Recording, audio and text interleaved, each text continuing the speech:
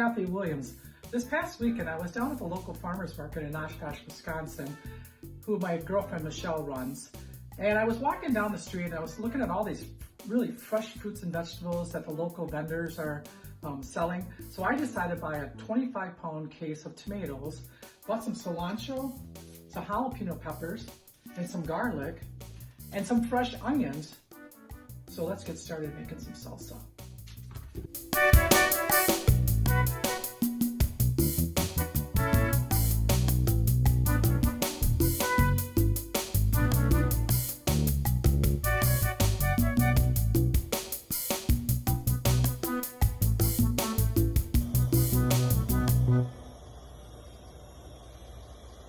See how the skins came right off? Just peel off. Tomatoes come out of the hot water bath. You put them in cold water for a few seconds. And basically what you're gonna do is you're gonna be able to peel the skins right off the tomatoes because they're literally sitting in the bath for only less than a couple minutes. After we blanched our tomatoes, we take them out of the water and then we peel the skin off them so they're all ready to be cut. So what I'm doing here is I'm going to just dice them up in small little chunks, so that way we have them fresh in our salsa.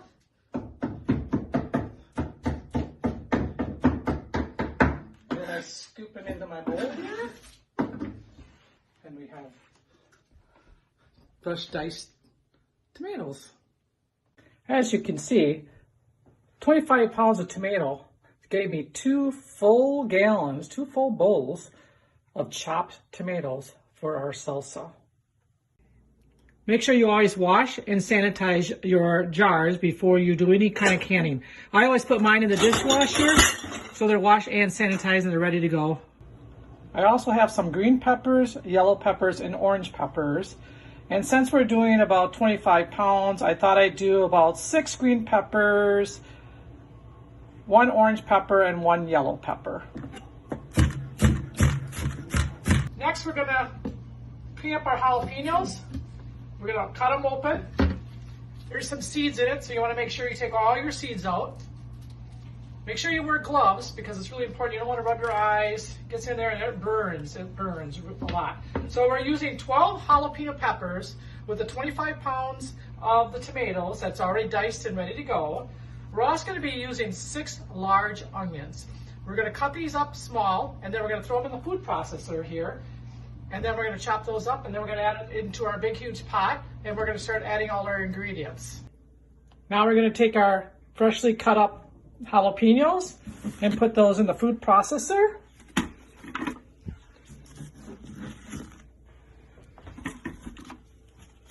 And we're gonna blend those up for just a couple seconds.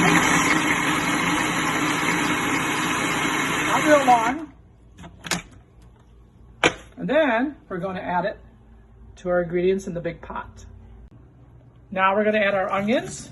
Put those in the processor. I'm going to grind those up. Chop those up just a little bit. Not real long.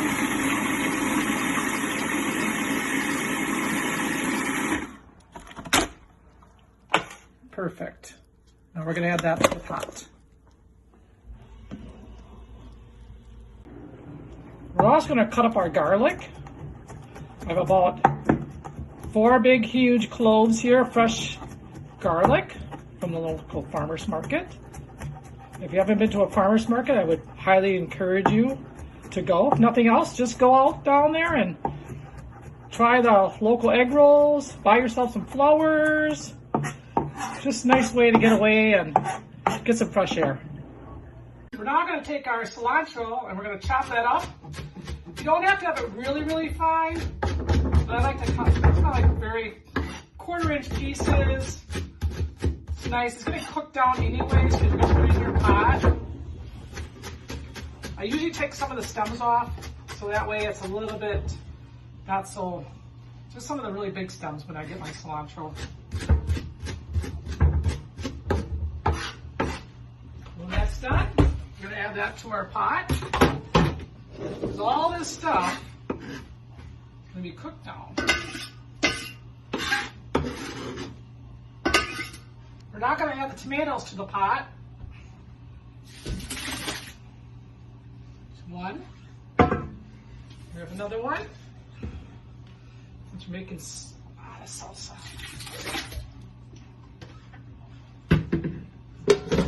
So we're going to let that cook down for a while, and then we got to add some other ingredients. We're going to also add 2 cups of cider vinegar to the pot. 1. And there's 2. So basically in this case of tomatoes, there's about 30 tomatoes in that case. I'm going to add 8 teaspoons of salt.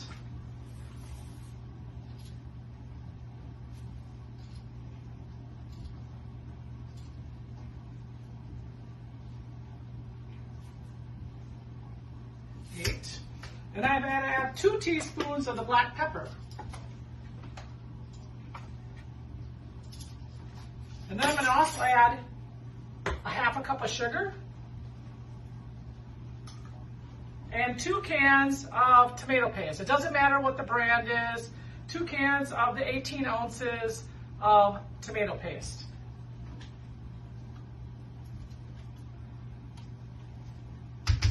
We're now going to mix that all together and let that cook down for about a good 30 minutes or so. And then we're going to get ready for our canning. Putting it in the jars. That looks delicious. Ooh, can't wait to try that. Here's my 5-gallon canning pot. It holds 7 jars, as you can see. Usually you fill it with hot, warm water all the way halfway full, so that way when you put your jars of your salsa in there, you have enough room for the water to go on top of the lids to help seal the lids. We're going to get back to that. Another ingredient that we're going to add to our salsa, which we really love, is your Slap Your Mama Cajun seasoning.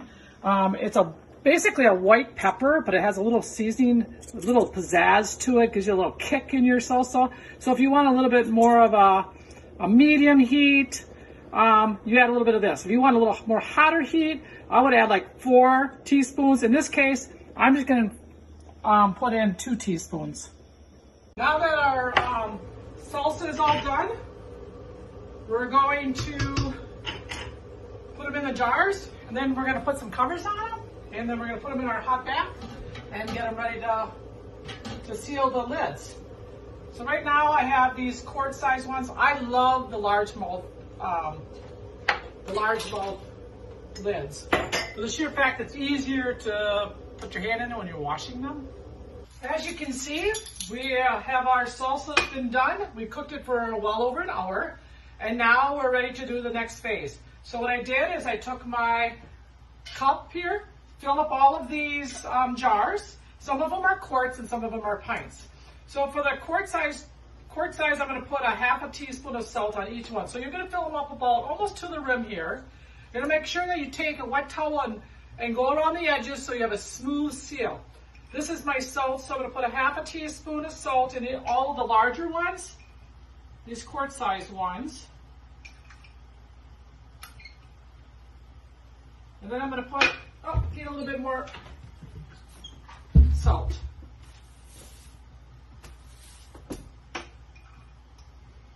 And then I'm going to use a quarter teaspoon for the smaller ones, for the little pint-sized ones. This one right there.